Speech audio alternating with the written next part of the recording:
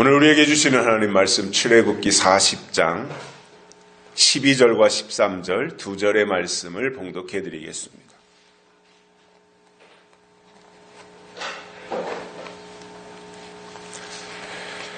(12절과) 13절입니다.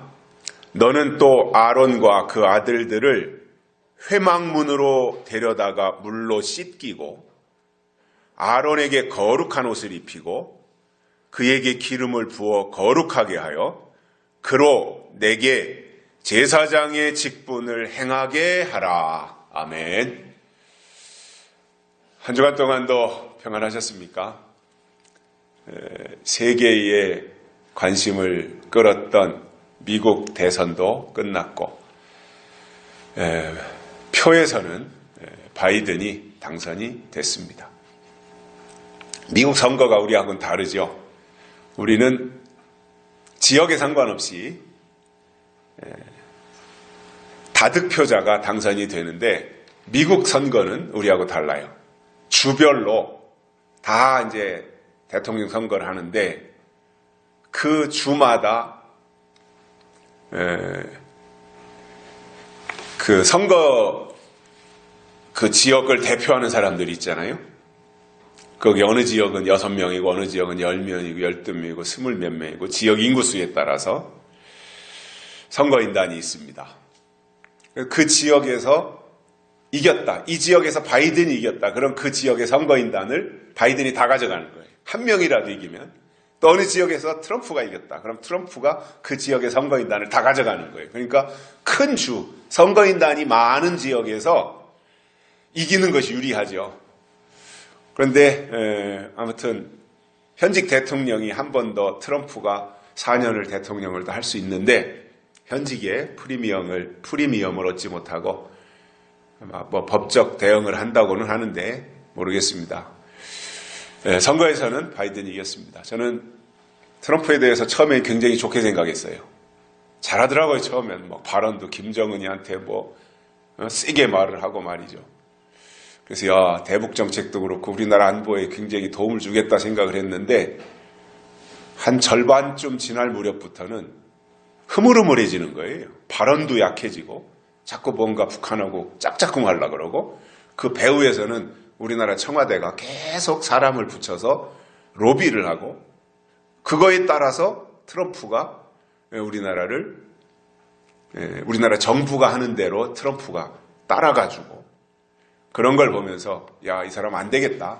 트럼프가 해서는 우리나라 안보에 치명적인 문제가 생기겠다.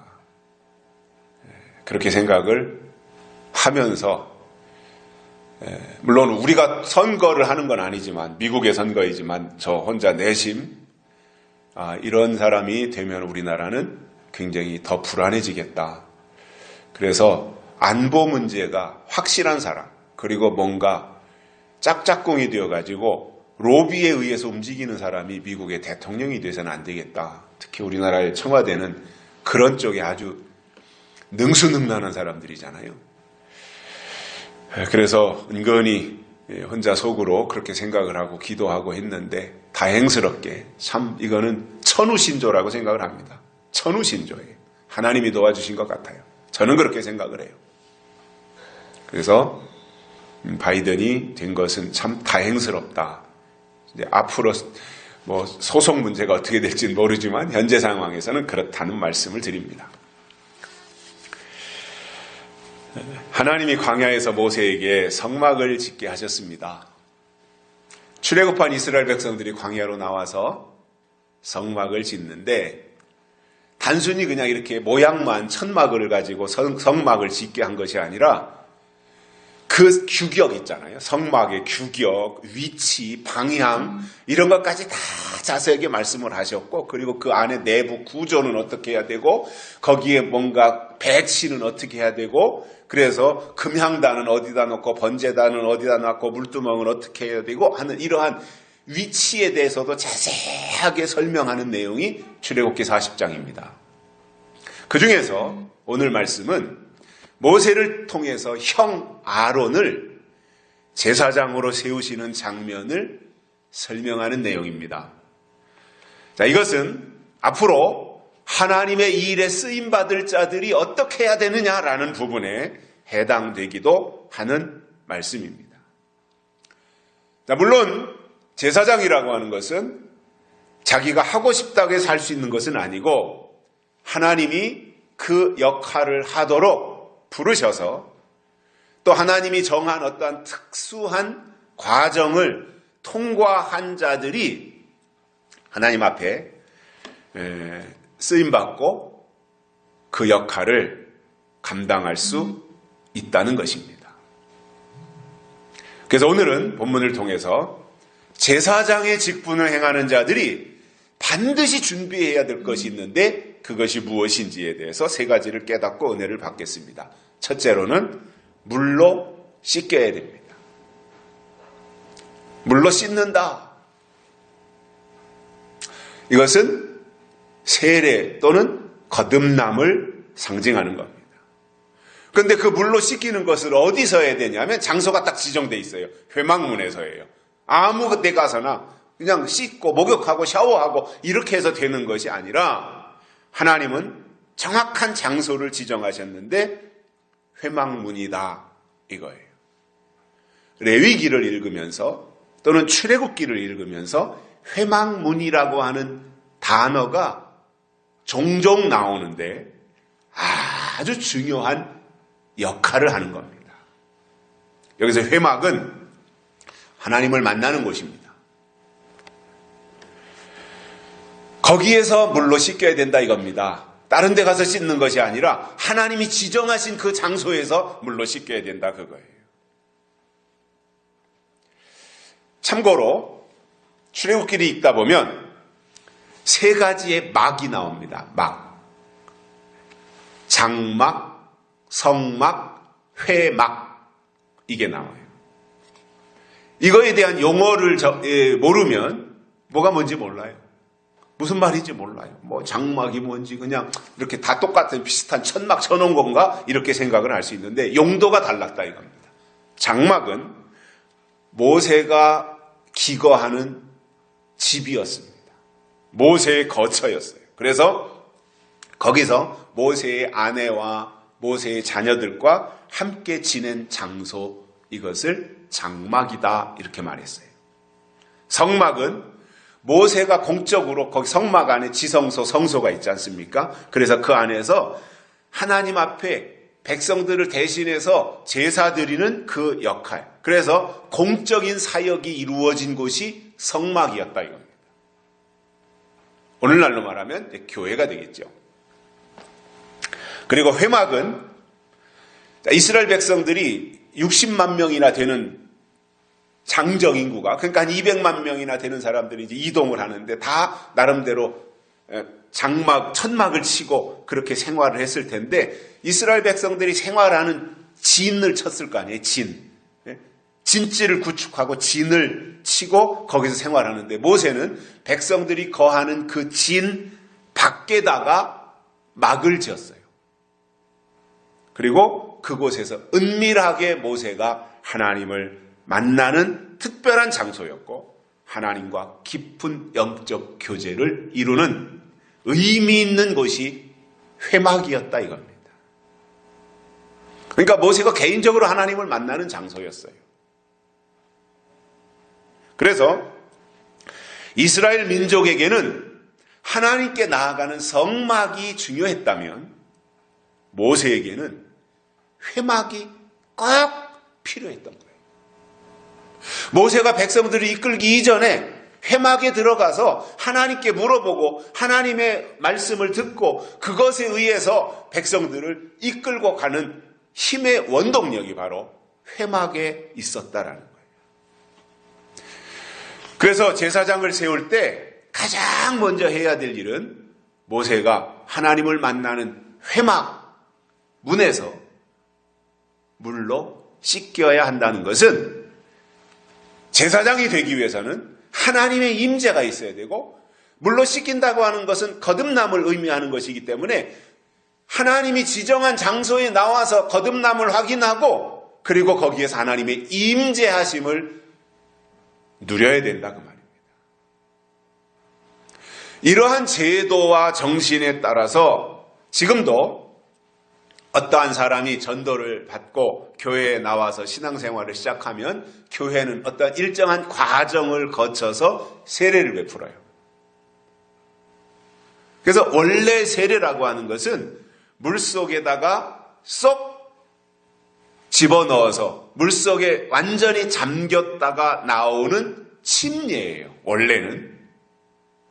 그런데 교회는, 기독교는 그것을 약식으로 해서 머리에다가 이제 물을 축임으로, 머리가 축여졌으니까 온 몸이 다 물로 적셔진 거다, 축여진 것이다, 이것을 이제 상징적으로 세례를 베풀고 있는 것입니다. 다시 말해서 세례라고 하는 것은 내 몸이 물속에 들어가면서 내 옛사람은 죽었고, 그리고 다시 물 밖으로 나올 때는 새 사람으로 거듭났다라고 하는 상징적인 의미를 담고 있는 것입니다. 이스라엘 백성들이 바로의 밑에서 종살이를 하다가 드디어 모세를 만나서 출애굽을 합니다. 그리고 며칠 동안 행진을 이어가다가 홍해바다를 만납니다. 그리고는 우여곡절 끝에 하나님의 방법으로 홍해를 가르고 건넜는데, 바울은 고린도전서 10장에서 이스라엘 백성들이 홍해를 건넌 사건을 세례라고 말하고 있습니다. 홍해바다에서 이스라엘 백성들이 세례받았다 이거예요. 물속을 통과하면서 그것이 옛사람이 죽고 광야에 필요한 새 사람으로 거듭난 세례다 이겁니다. 아브라함을 보면 하나님의 부르심에 의해서 자기의 고향인 본토 친척 족속 아비집이었던 갈대아 우르를 떠납니다. 그리고 하나님이 지시하시는 곳을 향해서 나아갔던 것입니다. 갈대아 우르를 떠나서 하나님이 지시하시는 땅으로 갈 때 아브라함도 강을 건넜던 것입니다. 어느 날 밤에 니고데모라고 하는 사람이 예수님께 찾아왔습니다. 예수님, 어떻게 하여야 거듭날 수 있습니까? 사람이 어떻게 다시 태어날 수 있습니까? 이것을 물어봤습니다. 그때 예수님이 하신 말씀이 이겁니다. 물과 성령으로 거듭나지 아니하면 하나님의 나라에 들어갈 수 없다. 이렇게 말씀하셨습니다. 자, 여러분, 우리가 잘 알다시피 예수님이 이 땅에 오시면서 법이 바뀝니다. 예수님이 오신 것은 시대가 바뀐 것이고 법이 바뀐 것입니다. 그래서 예수님 오신 이후로 구약의 할례가 세례로 바뀐 겁니다. 예수님 오신 이후로는 할례에 매일 필요가 없어요. 왜냐? 세례 받으면 되니까. 법이 바뀌었으니까요. 그런데 중요한 것은 세례라는 법이 나오기 전에, 세례가 그냥 하나님만 알고 야 이제부터 세례 받으라 이렇게 하나님 혼자 그런다면 사람들이 어떻게 알 방법이 없잖아요. 그래서 세례법을 행하시기 전에 하나님은 먼저 세례가 무엇이고 세례를 어떻게 받고 왜 세례를 받아야 하는지에 대해서 알려주는 사람을 보내서 설명하고 알려주셨던 거예요. 그래서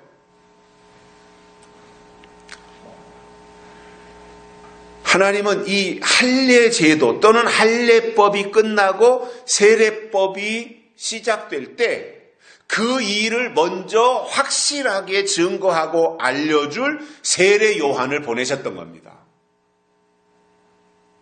그러므로 세례 요한의 등장은 할례 시대가 끝났다는 말이고 구약이 끝났다는 말입니다. 그래서 이제부터는 법이 바뀌었기 때문에 세례를 받아야 된다고 하는 것을 증거했고, 예수님이 공생애를 시작하시기 전에 세례 요한에 의해서 요단강에서 세례를 받으신 것을 우리가 알 수가 있습니다. 그래서 구약의 마지막 책이 말라기예요. 말라기 이후에 선지자가 더 이상 없어요. 이게 비극이었던 거예요. 말라기 선지자 이후에 선지자가 없어요. 선지자가 없다는 말은 뭐예요? 그 당시에 선지자가 하나님께로부터 말씀을 받아서 이스라엘 백성들에게 하나님의 마음을 알려주고 하나님의 뜻을 선포해 주었는데, 선지자가 없다고 하는 것은 하나님의 말씀을 대언해 줄 종들이 없었다는 거예요. 그 기간이 얼마 동안이었느냐 하면 자그마치 400년 동안이었습니다. 그 기간을 신학적으로는 암흑기다, 어둠의 시기다, 이렇게 말을 하고 있습니다. 자, 400년 동안 선지자가 없었다면 끝난 거와 마찬가지예요. 그 꾸준히 들어도 사실상 하나님과의 대신 관계를 유지하고 가기가 쉽지 않거든요. 꾸준히 들어도. 우리처럼 일주일에 한 번 아니면 매일 큐티를 통해서 지속적으로 듣는다든가 그러면 그 상태를 꾸준히 유지할 수 있어요. 그 방향의 말씀을 지속적으로 듣는다는 것은 유지할 수 있다는 말이 되는 거예요. 그런데 단절됐다. 단절된 기간이 4년이다. 사실상요, 4년 동안 안 들으면 그동안 들었던 거 다 잊어버리고 없어지는 거예요. 그리고 뭐가 소중한지 모르는 거예요. 세상 지식은 들은 것이 내 기억 속에, 머릿속에 남아있지만 하나님의 말씀은 이게 살았고 운동력이 있는 말씀이기 때문에 내가 정말 그 방향에서 꾸준히 양식으로 섭취하고 뭔가 지속적으로 습득하고 그렇게 나갈 때 이어져 갈 수 있지만, 완전히 차단되고 중단되어진다면 그것은 끝장나는 거예요. 그것이 40년도 아니고 400년 동안이나 그랬다고 하는 것은 끝난 거예요, 다.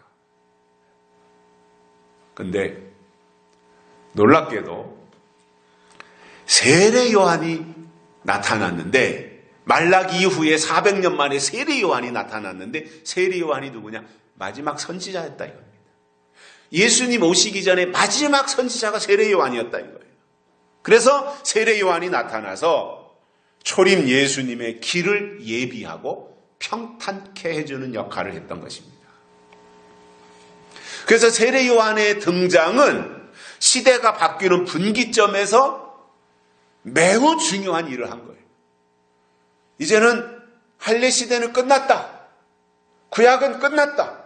이제는 세례다. 이제는 신약이다. 새로운 시대가 도래한 것이다. 라는 것을 알려주었지만, 그 당시에 기득권을 장악하고 있던 사람들이 바리새인들인데, 그들은 세례 요한의 역할을 인정하지 않았고, 세례 요한이 증거하는 내 뒤에 오실 이에 대해서 귀담아 들으려고 하지 않고 세례 요한의 말을 무시했던 겁니다.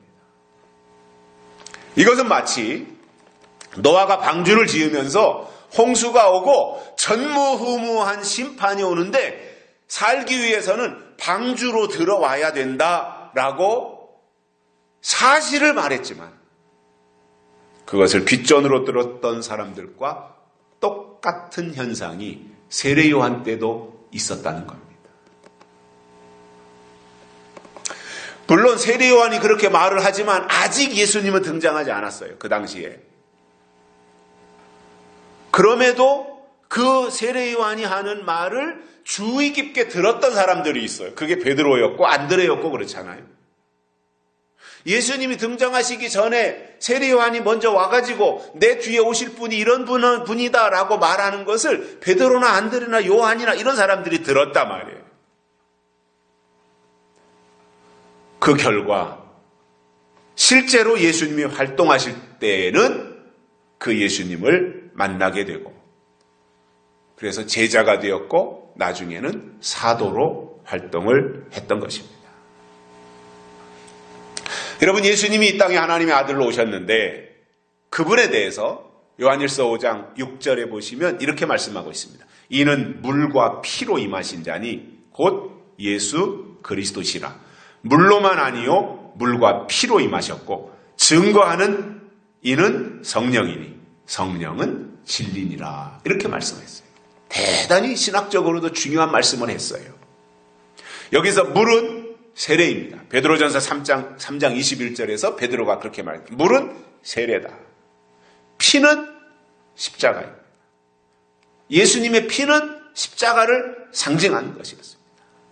그래서 예수님이 하나님의 아들로 이 땅에 오셔서 공생애를 시작하실 때 세례를 받으셨고, 그리고 3년 반 동안이나 천국 복음을 증거하고 다니시면서 공생애를 다 사신 이후에 마무리하실 때에는 십자가에 달려 피 흘려 죽으셨다 이겁니다. 여러분, 회막문이라고 하는 것은 하나님의 임재요, 그리고 그곳에서 모세가 하나님을 만났던 특별한 장소에서 거듭남의 경험 또는 세례의 경험, 시대가 바뀌면서 새롭게 제시되는 법적 테두리 안으로 들어가는 이 역할이 제사장에게 부여되어져야 된다라는 것입니다. 두 번째로는 거룩한 옷을 입어야 됩니다. 제사장은 물로 씻을 뿐만 아니라 거룩한 옷을 입어야 돼요. 이거는 뭐예요? 변화되는 것을 말하는 거예요. 자연인 아무개가 아니라 이제 하나님의 제사장 아무개다. 변화되어지는 것을 말씀하는 거예요. 그래서 우리가 알고 있듯이 옷은 그 사람의 신분이고 그 사람의 직업을 나타내기도 해요. 그래서 군복을 입고 있으면 그는 군인인 것이고, 경찰복을 입고 있으면 경찰이듯이 거룩한 옷을 입고 있다면 그는 거룩한 일을 행하는 사람이다 이거예요. 구약에서 대제사장들을 보면은 정해진 복장이 있어요. 대제사장들의 복장이 있어요. 다. 그래서 그 옷을 입고 그 역할을 수행했던 것입니다. 바울이 로마서 13장에서 이런 말씀을 하십니다. 밤이 깊고 낮이 가까웠으니 그러므로 우리가 어둠의 일을 벗고 빛의 갑옷을 입자. 이렇게 말했어요. 옷을 바꿔 입자 이겁니다. 왜냐? 날이 바뀌었다 이거예요. 이제는 어둠의 시대가 가고 빛의 시대가 왔다. 낮이 되었다. 그러니까 빛으로 옷을 바꿔 입자. 빛의 갑옷을 입자. 이렇게 말했던 거예요. 에베소 4장에서 바울은 의와 진리의 거룩함으로 지으심을 받은 새 사람을 입으라. 이렇게 말씀했습니다. 새 사람으로 옷 입어야 된다. 변화되어야 된다. 그 말입니다. 계시록 19장에서 사도 요한이 말씀한 것을 보면은 그리스도의 신부들이 나타나는데, 19장은 예수님이 재림하시는 장이잖아요. 그때 신부들이 나타나는데 신부들을 보니까 빛나고 깨끗한 세마포 옷을 입고 나타나요. 그러면서 그 세마포가 뭐냐? 성도의 의로운 행실이다. 이렇게 말했습니다.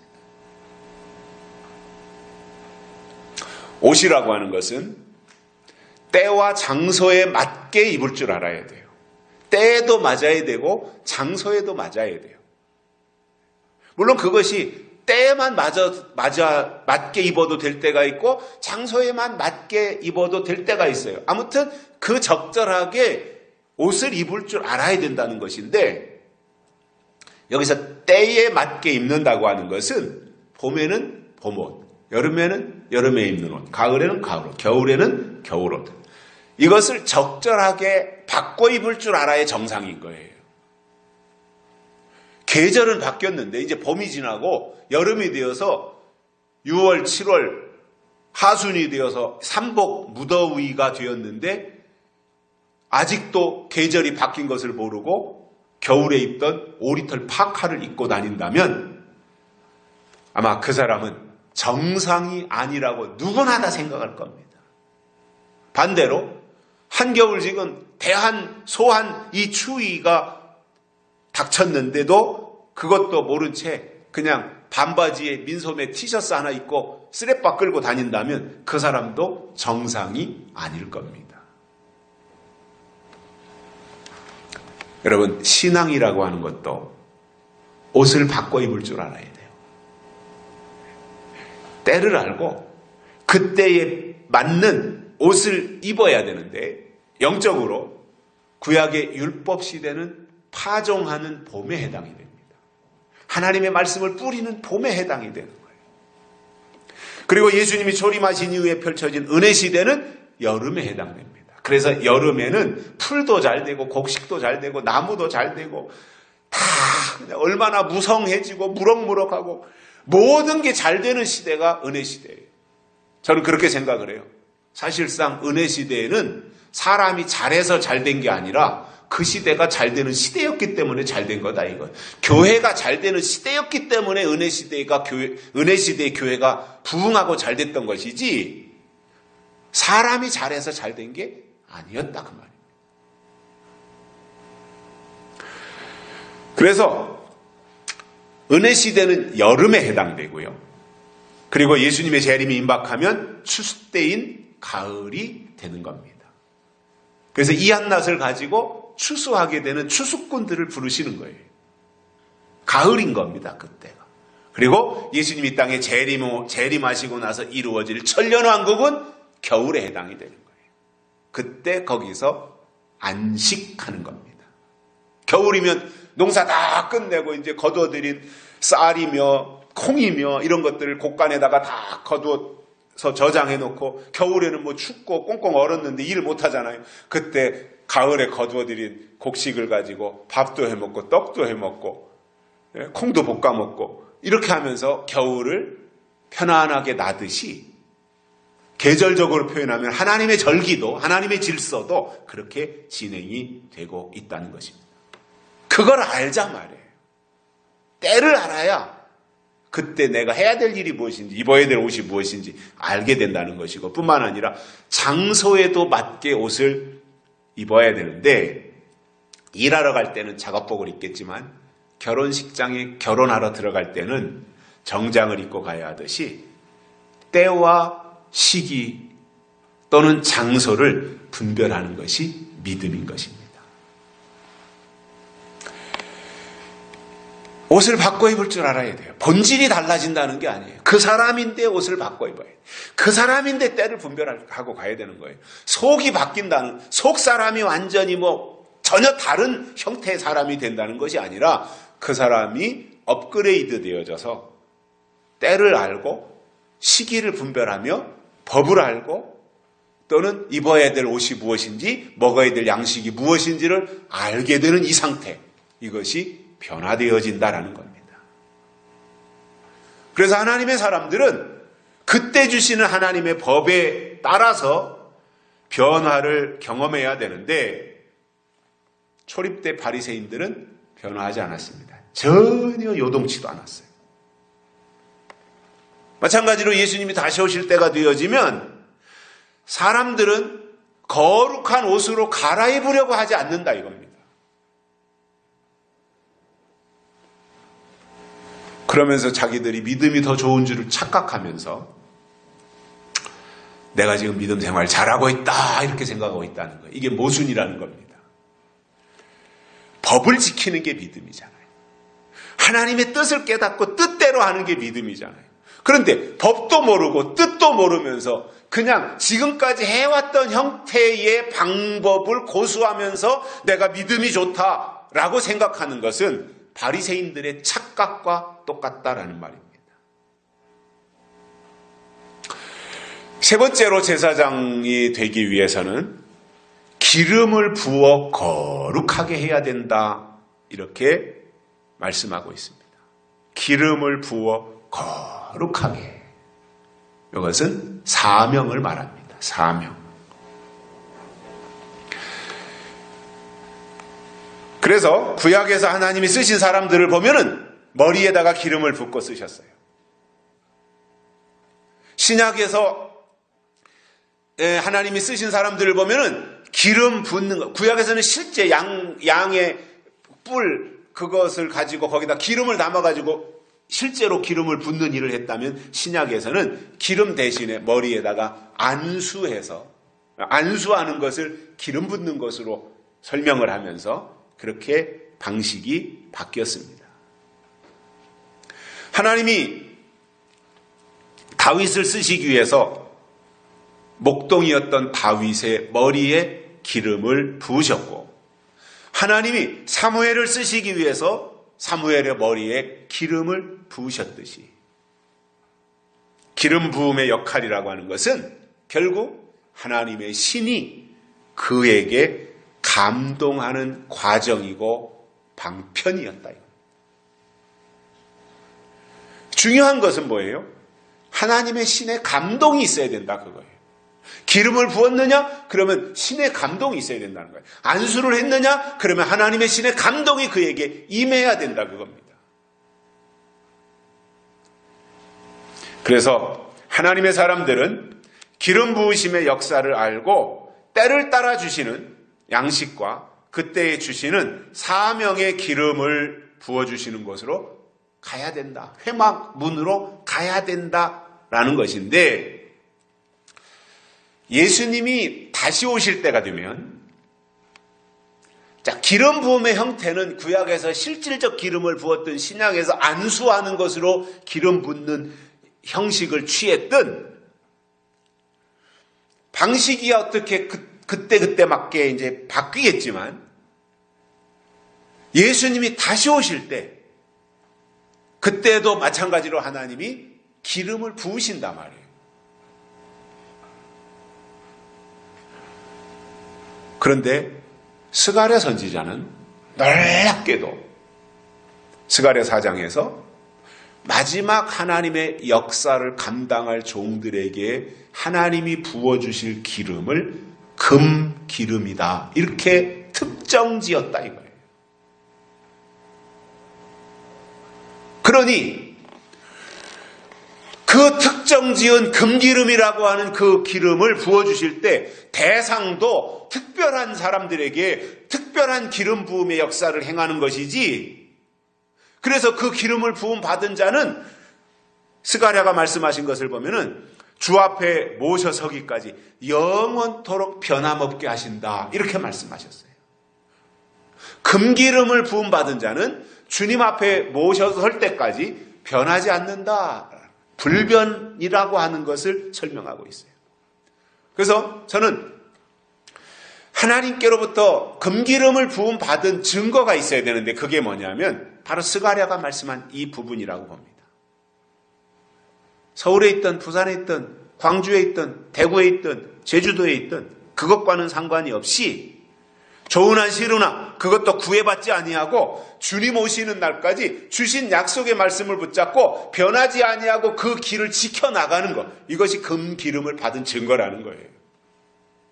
사람이 다 장점이 있는 것만큼 약점도 있잖아요. 이 사람은 이거를 잘하는데 이거는 마음에 안 들고, 이 사람은 이거는 또 잘하는데 저거는 마음에 안 들고, 사람의 관점에서 사람의 기준으로 보면은 모든 사람이 다 연약한 부분이 있고 단점이 다 있어요. 제가 요즘에 이런저런 생각을 하다가 정리된 생각들이 한 가지 있는데 그게 뭐냐? 하나님은 우리를 쓰실 때 장점을 보고 쓰시더라 이거예요. 장점을 보고 쓰시더라. 그런데 사탄은 사람을 부릴 때, 사람을 써먹을 때 단점을 보고 써먹더라 이겁니다. 사탄은. 이 차이가 있더라고요. 우리가 하나님께 쓰임을 받을 거냐, 사탄에게 붙잡혀서 사탄의 종이 되어 사탄에게 불임을 당할 거냐, 그 결과는 엄청난데 놀랍게도 하나님은 우리의 장점을 보시고 사탄은 우리의 단점을 본다. 장점을 보시는 하나님 앞에 그 장점이 하나님의 눈에 띄어서 하나님께 우리가 붙잡힌다면 하나님은 그 장점을 통해서 단점을 가려주시기 때문에 사탄이 접근해서 우리의 단점을 가지고 이용하려고 하는 그것을 차단하고 막아주실 수 있다는 거예요. 이렇게 되면 요한일서 2장 20절과 27절에서 나오는 말씀처럼 금기름, 하나님께로부터 이 시대에 기름 부음을 받으면 가르침을 받지 않아도 모든 것을 알게 된다 이렇게 말씀하고 있어요. 안 배웠는데도 안다 이거예요. 가르쳐주지 않았음에도 불구하고 모든 것을 알게 된다 이거예요. 야, 이런 게 얼마나 놀라운 것입니까? 그래서 그동안에는 신앙생활 하면서도 희미하게 알았던 것들이 많아요. 희미하게 또는 막연하게 또는 덤덤하게 이렇게 알았던 것들이 참 많아요. 그냥 귀로 들으면서 이렇게 깊이 있게 내 속에 스며들지 않았던 그런 부분들이 많이 있는데 하나님께로부터 기름 부으심을 받으면 하나님의 모든 것을 알게 된다. 이렇게 말씀하셨기 때문에 이 모든 것 속에는 무엇이 포함되느냐? 하나님이 하신 일이 포함되고요. 더 나아가 앞으로 하나님이 하실 일을 담고 있다 그겁니다. 이게 모든 것입니다. 하나님이 하신 일. 창세 에덴 동산에 창조하신 이후로 지금까지 쭉 이어져 내려온 이 과정.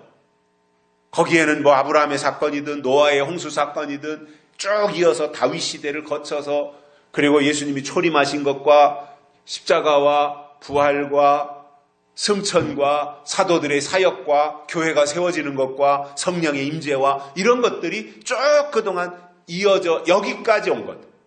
구약 시대를 거쳐서 신약의 교회 시대, 은혜 시대를 거쳐 여기까지 온 모든 것은 다 하나님이 하신 일이었습니다. 우리는 그것을 충분히 인정해야 됩니다. 기억해야 됩니다. 하나님이 하신 일을 기억하지 못한다면 그것은 하나님의 사람이 아닐 겁니다. 그러나 그것으로 하나님이 하신 일만 알고 끝난다면 그는 옛 법에 속한 옛 사람일 수밖에 없어요.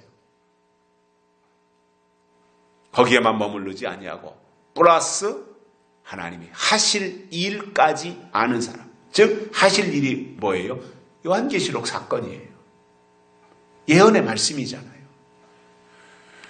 하나님께로부터 기름 부음을 받은 자는 이 시대에, 지금 이 시대에 하나님께로부터 기름 부으심을 받은 자는 하나님의 모든 것을 다 알게 된다는 거죠.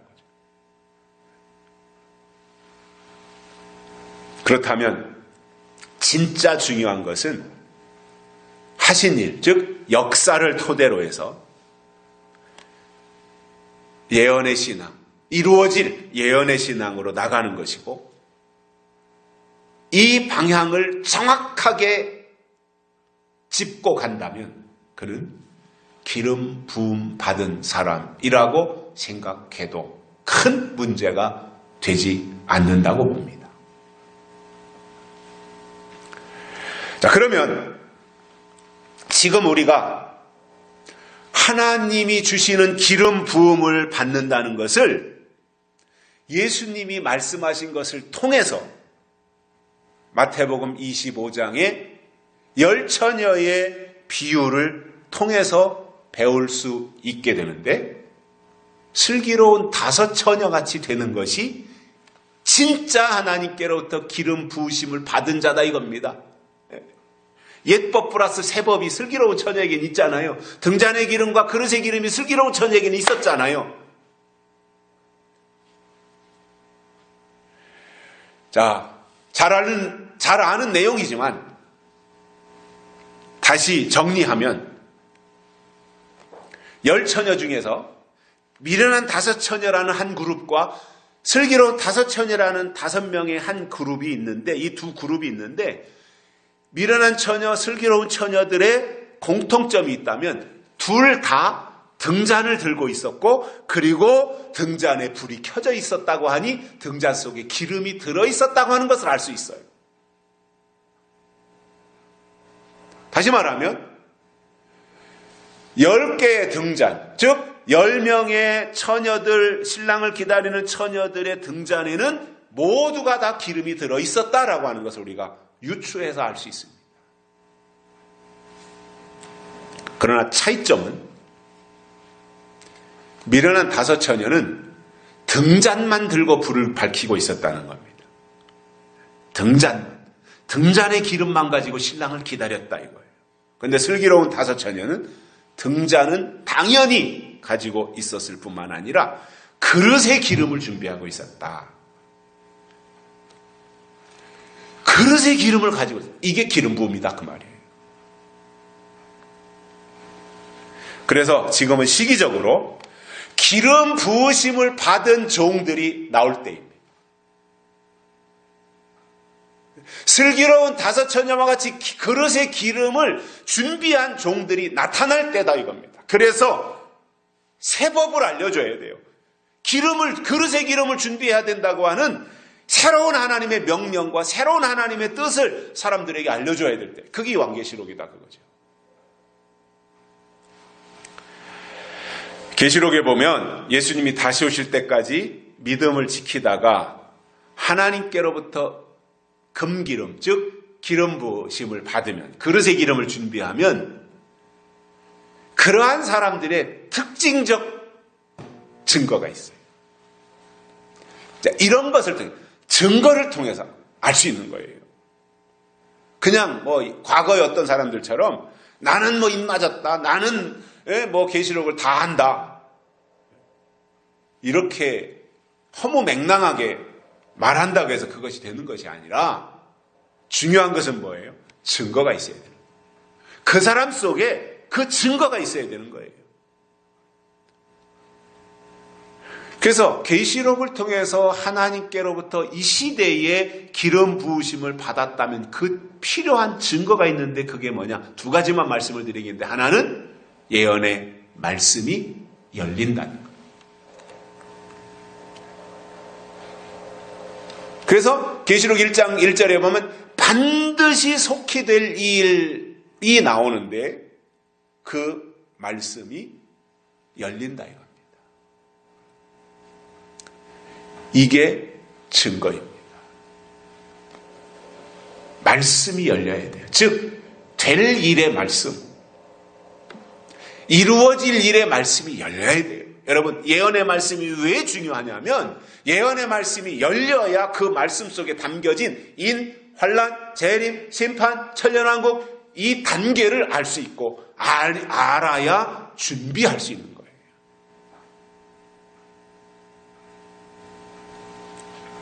또 한 가지는 하나님의 비밀이 열립니다.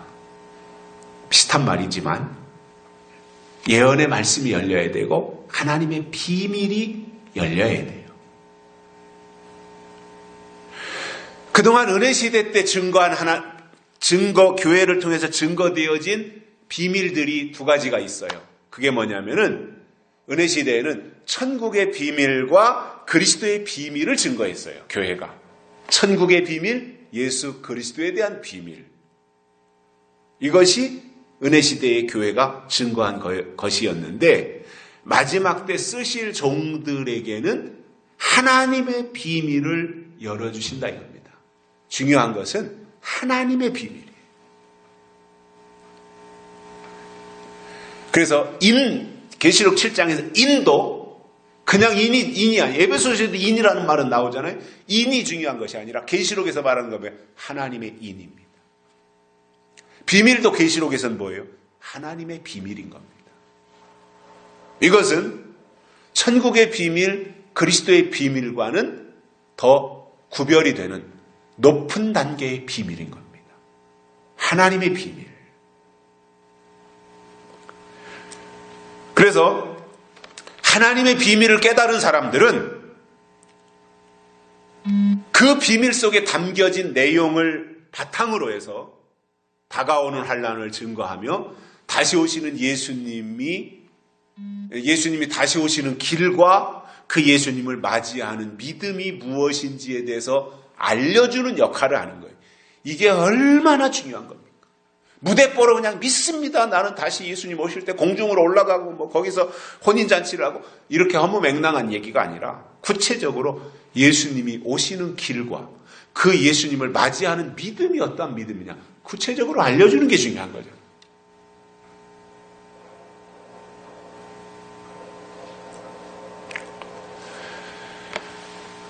하나님은 기름을 부어서 쓰시기 때문에 사람이 중요한 것이 아니라 기름 부으심이 중요한 거예요. 누가 기름 부으심을 받았느냐? 기름 부음 받은 사람이 중요한 것이 아니라 그에게 기름을 부어 쓰시는 하나님이 중요하다 그 말이에요. 그래서 깨어있는 신앙은 하나님이 주시는 기름 부으심을 받게 되는데 지금은 시대적으로 금 기름을 받아야 할 때이고 이것이 하나님의 인치심과 연결이 되는 것입니다. 생각해 보십시오.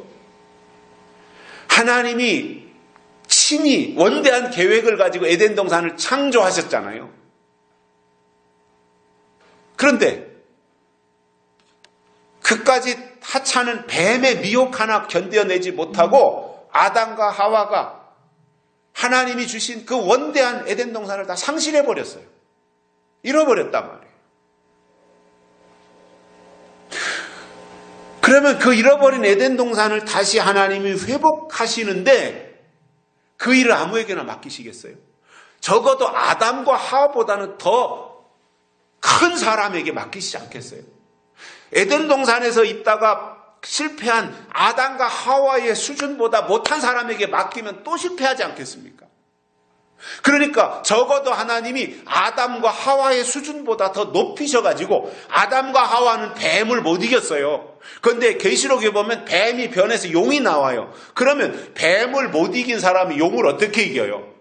그러니까 용을 이길 수 있는 실력을 갖춘 사람으로 만들어져야 되고 만들어졌는지 하나님이 다 확인하신 이후에 잃어버린 에덴 동산 신락원을 회복해서 복락원으로 만드는 회복의 역사를 그러한 사람들에게 맡기시지 않겠냐.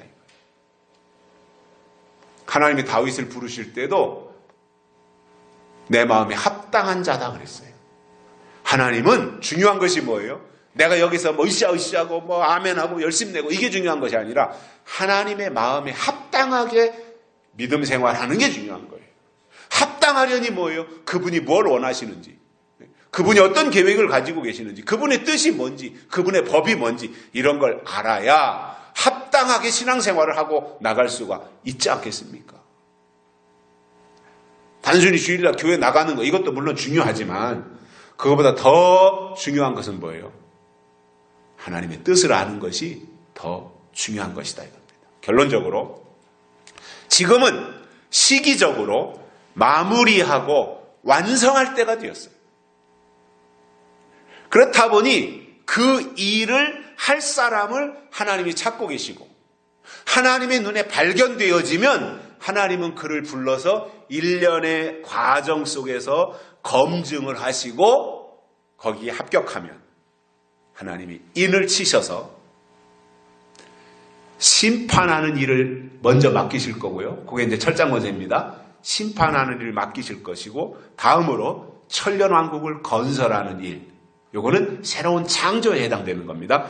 이것을 위해서 쓰신다는 거예요. 이게 오늘 제사장으로 세우는 사람들이 해야 될 어떠한 준비, 제사장이 될 때 해야 될 준비 세 가지, 이것이 바로 우리들에게도 직접적으로 앞으로 하나님의 일과 관련이 있기 때문에 중요한 부분에 해당이 된다는 거예요. 그런 의미에서 오늘 말씀해 주시는 이 세 가지를 우리가 기억하고 하나님이 준비하고 계신 마지막 역사에 쓰임받게 되시기를 주의 이름으로 축복합니다. 살아계신 하나님 아버지 감사합니다. 오늘 또 우리를 불러주시고 하나님의 말씀을 듣게 해주셔서 감사를 드립니다. 제사장이 될 때 준비할 것 세 가지가 있다고 그랬습니다. 우리가 이 세 가지를 잘 우리의 마음속에 새기고 또 준비해서 마지막 하나님의 역사에 쓰임받는 종들이 되게 해 주옵소서. 다시 오실 예수님의 이름으로 간절히 기도드리옵나이다. 아멘. 찬송가 474장 부르시면서 헌금 드리시겠습니다. 474장. 새 찬송가는 486장입니다.